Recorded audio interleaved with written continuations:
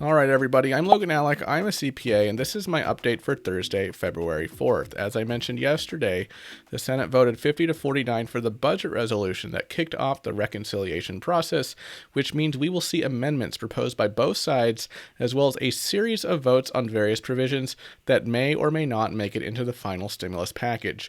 One of the first proposals came from Republican Senator Mitt Romney. He's one of the most moderate Republicans in the entire Senate. His proposal is called the Family Security Act. In it, Romney is pushing a plan to give families $4,200 per year for each child age 5 or younger, so that's $350 a month, and $3,000 per year for each child from 6 to 17, so $250 per month payment. Like I said, this benefit would be paid out monthly with an overall cap of $1,250 per family per month. Just like the stimulus checks, these would be phased out above a certain income limit, although Romney's plan provides the full payment to single filers with incomes up to the current child tax credit limits of $200,000 for single filers and $400,000 for joint filers. The benefit would be reduced by $50 for every $1,000 in income above these limits. This benefit would be administered by the Social Security Administration and would be available to all children with a Social Security number, and parents could apply to receive the benefit 4 months prior to their child's due date, so mid-pregnancy. So this is a little different than the Democrats' kind of similar plan, which itself sounds more like a prepayment of the child tax credit. Romney's plan, it's actually even more generous than what the Democrats are proposing.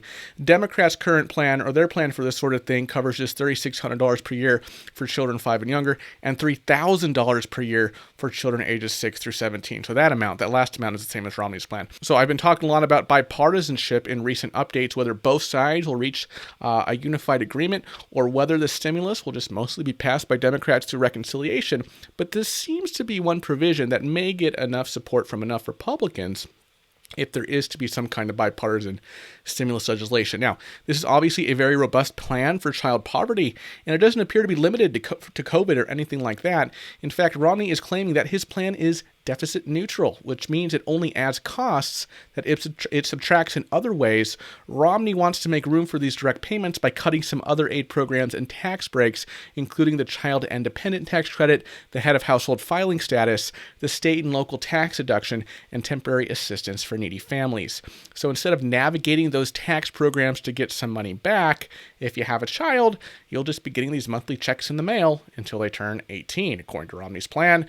On the other hand, the American Family Act, which has the support of most Democrats in Congress, pays out slightly less than Romney's plan for children under 6, as I went over previously, but it also doesn't come with the same cuts to other tax credits and benefits, which could end up being an obstacle for Democrats who do want to keep temporary assistance for needy families and other forms of government aid through the tax system in place. With that being said, some of the other provisions that Romney wants to cut effectively benefit the rich over other groups, which could go a long way toward getting more Democrats on board. The state and local tax deduction, for example, mostly helps the 20% of richest Americans, and it does almost nothing for the bottom 60%, which includes most of the people who would be paid under Romney's proposal. As I said, we're going to see a lot of these proposals over the next few weeks as the Senate works on what will become the next stimulus bill, and there will be a series of votes to determine which ones make it into the final version. In fact, Democratic Senator Brian Schatz from Hawaii called this the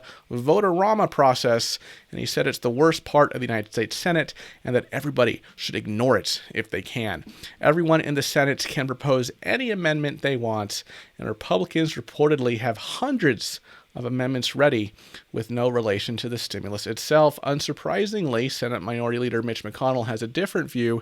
He said he is looking forward to this process. McConnell said Senate Republicans will be ready and waiting with a host of amendments to improve the rushed procedural step that's being jammed through. We'll begin getting senators on the record about whether taxpayers should fund checks for illegal immigrants, whether Democrats should raise taxes on small businesses in the midst of this historic crisis, and whether generous federal funding should pour into school districts where the unions refuse to let schools open. And this is just a small taste. That sounds like fighting words to me. So while many Democrats want to use budget reconciliation to pass a stimulus bill without any bipartisan negotiation, The drawback there is that they're going to be hit with a wave of votes from Republicans that could put them in tough political positions. One key issue for the stimulus has been who should be eligible for direct payments. The first 2 rounds of checks went out in full to single filers earning up to $75,000 a year and joint filers earning up to $150,000 before gradually phasing out at higher incomes. Republicans and some moderate Democrats have voiced their support for decreasing those limits in order to reduce the overall price tag and create a more targeted relief plan. And 16 of them propose an amendment to ensure that upper income taxpayers are not eligible. The amendment doesn't come out and say what the income limit should be. There are reports that Democrats are considering reducing the limits to $50,000 for single filers and $100,000 for joint filers, right? While Republican proposal included a $1,000 payment that would go out in full to single filers earning up to $40,000, joint filers earning up to $80,000. Now, Biden came in a little above those numbers, right? Recently, he said he wants eligibility for married couples who earn up to $120,000 a year, and that was just an example, right? In his mind, it could be more.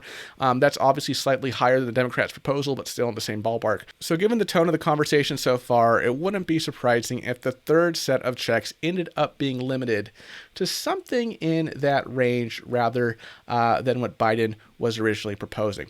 And it would be one thing if the amendment was exclusively proposed by Republicans, but this amendment already has support from 7 Democratic senators, plus Angus King, an independent who caucuses with the Democrats. Senators Chuck Schumer and Elizabeth Warren also reintroduced a resolution calling on Biden to cancel up to $50,000 in student loan debt for each borrower. I say reintroduced because something similar was brought up during the last Congress. Now, unlike Romney's proposal, this isn't a binding amendment. It's closer to an endorsement. So even if it passes, it would only put political pressure on Biden, who has supported canceling $10,000 in debt in the past, but hasn't come out in favor of canceling $50,000 worth. Schumer and Warren were joined at the press conference by Representatives Alma Adams, Ilhan Omar, Ayanna Pressley, and Mondaire Jones, and they said that they had support from more than 50 lawmakers. At this point, there is a lot of support for the $10,000 plan. Almost 3/4 of Americans are behind that idea, but it's tough to see Congress passing $50,000 in student loan forgiveness, especially with how much money is already being spent on other areas of stimulus. All right, last story for today. Senator Dick Durbin and Representative Cindy Axne, both Democrats, introduced legislation that would waive federal income taxes on up to $10,200 in 2020 unemployment benefits. That figure covers both traditional state unemployment along with the programs that were introduced by the federal government last year. So, regular unemployment right from your state, PUA, pandemic unemployment assistance, all that would count for this. In other words, right, let's say you received $15,000 total in unemployment, right? State, the $600 boost, even PUA, right? Taxes would be forgiven on the first $10,200, right? So you would owe them on the remaining $4,800. And again, this is only for federal income taxes. It doesn't cover state taxes, so you may or may not owe taxes at the state level, depending on your income and where you live. This mirrors a similar bill which offered up to $2,400 in tax relief for unemployment after the 2008 recession. All right, everybody, that is my update for today. The so-called vote-a-rama will be picking up this week, so we'll see a lot of proposals in the next few days and weeks. Make sure to stay tuned for the latest changes to the stimulus plan because it seems to be changing every day. There's multiple stimulus plans, right? So we're just going to have to see what happens here, folks. Thank you so much for watching to the end, and I'll see you next time. Bye-bye.